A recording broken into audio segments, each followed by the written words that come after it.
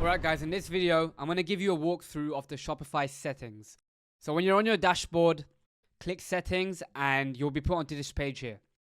So on the store details, you want to go through and add all of your information. So click edit. If you have a legal company, put your name in here. Store industry, whatever industry you're in, you can put it. So we're creating a boxing niche store. So I'm going to put it in sports, and the store name, I'm going to capitalize it so it looks more professional. Then in here, you want to put in your home information. This is going to be the official business address. It's important that you put your real address in, and down here, make sure you put your real contact information. In the sender email, this is the email that customers will see when they email you. So we're going to put a real email in here. We're going to put info@fightmonk.com. So we're going to go ahead and create a custom domain later on. And once we do that, you'll be able to send emails from this address directly. After that, you want to put your store currency. So for example purposes, we're going to put US dollars. And depending on your country, you want to put your currency in the country that you're selling to. If you're selling to the UK, put the UK. If you're selling to Australia, put Australia, and so on. Then your time zone, you just put your local time zone in here. Next, your plan. Like I said earlier, we're going to be using the basic Shopify plan. So make sure you choose plan and put your credit card details in before you launch your store. So as you can see here, basic Shopify, we want to pay monthly, not yearly. And we're gonna go with the basic Shopify plan. Next is your billing settings. So in here, you're going to put your credit card information. This is the payment details for Shopify. So your monthly subscription and your app fees will go through the billing section here. Next, the users and permissions. Once you start adding staff, you're going to add staff from here and they can access the Shopify account. Next, you have payments. So for your Shopify store, you need to have credit card payments and PayPal. Now, Shopify payments is the best credit card processor. If you don't have Shopify payments available, make sure you use Stripe. Now, if you don't have Stripe available either, you can go into Google and search payment providers / your country. So if you're based in the UK, for example, and you couldn't use Stripe or Shopify payments, you'd write UK payment providers Shopify. The second search here. And then you're going to go into the first link, which is UK payment gateways. And if you can't use Shopify, if you can't use Stripe, you want to go in here and use one of these payment processors. So 2Checkout, Adyen, SagePay. There's different payment processors in here. So if you can't use Stripe, if you can't use Shopify payments, go in here and pick a different payment processor.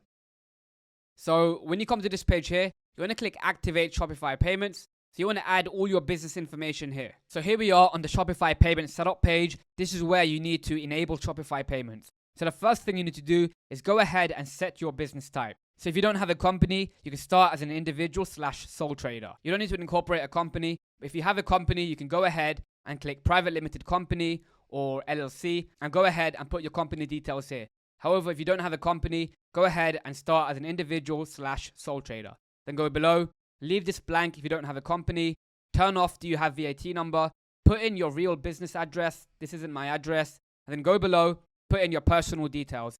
This has to be your real name and your real date of birth. And in the USA, they might also ask for your SSN. So make sure you put your SSN here. Now, if you're under 18 and you don't have an SSN, make sure you use your parents' information or the information of somebody over 18. You want to go down to product details and put your industry in. So we're in retail and our subcategory will be sports as we have a boxing niche store. Then in here, you can write, we sell boxing related products.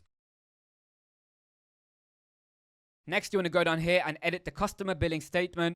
So this is what customers see on their statement after they purchase from you. And this will be your phone number. So if you put your real phone number on here, customers may contact you. So you may want to put a fake one.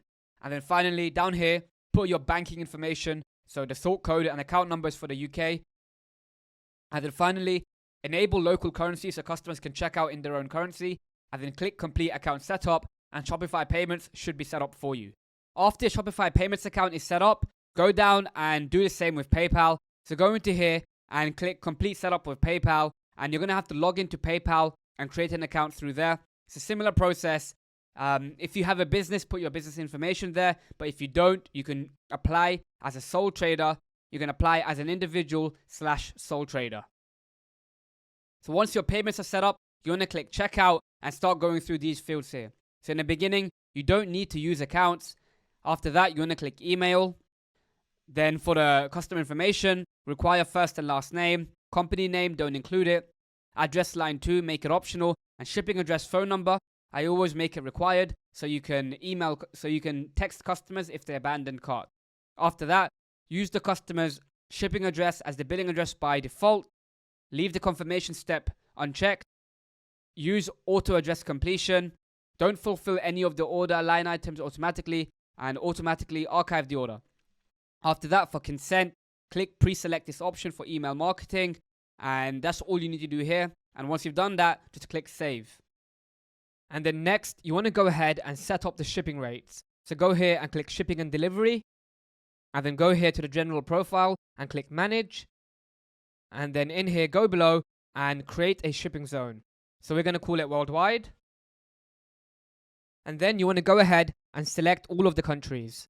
And then once you've done that, go ahead and click done. And now we can go ahead and add our shipping rates. So go here and click add rate, and we're going to call it insured shipping. And we're going to do free shipping. So click done.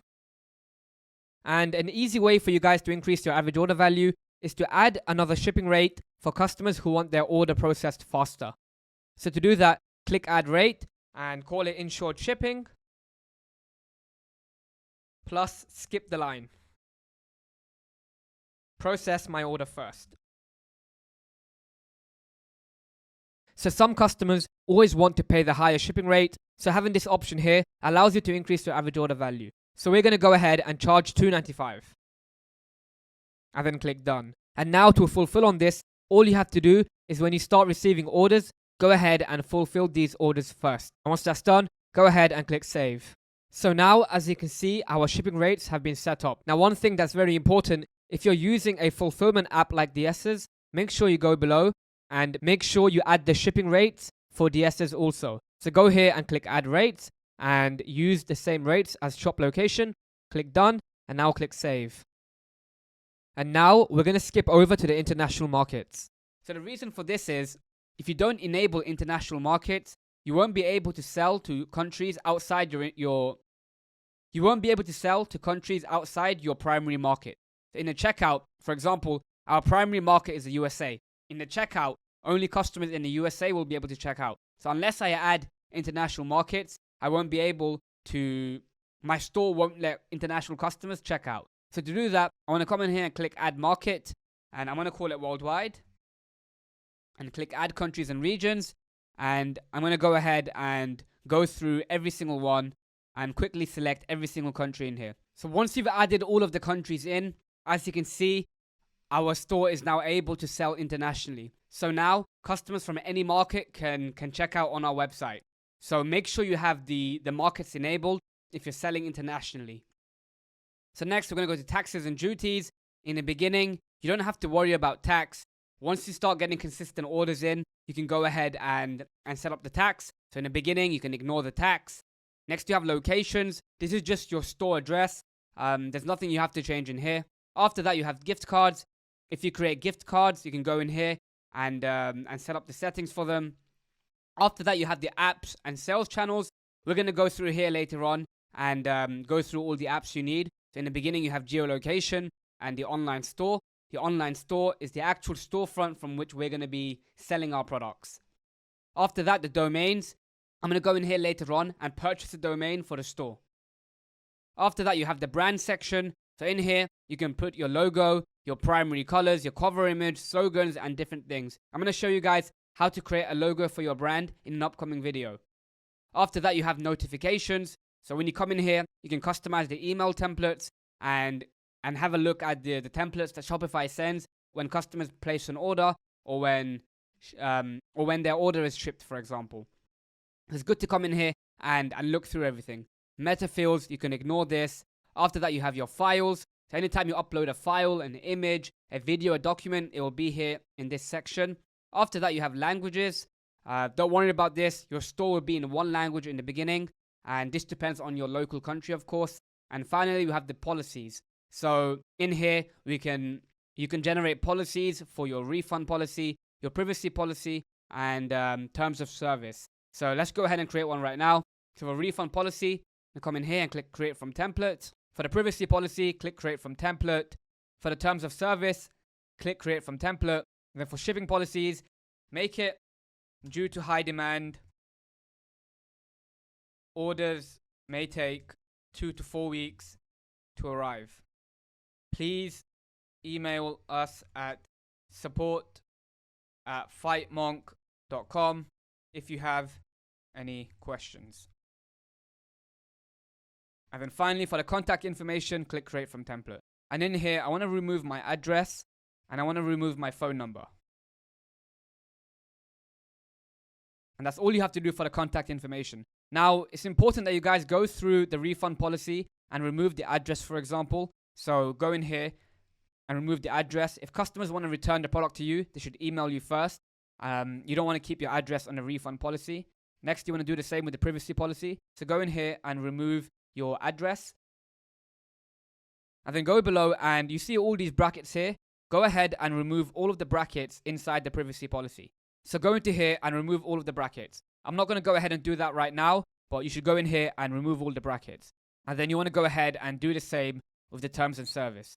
And once that's done, your policies are ready to go.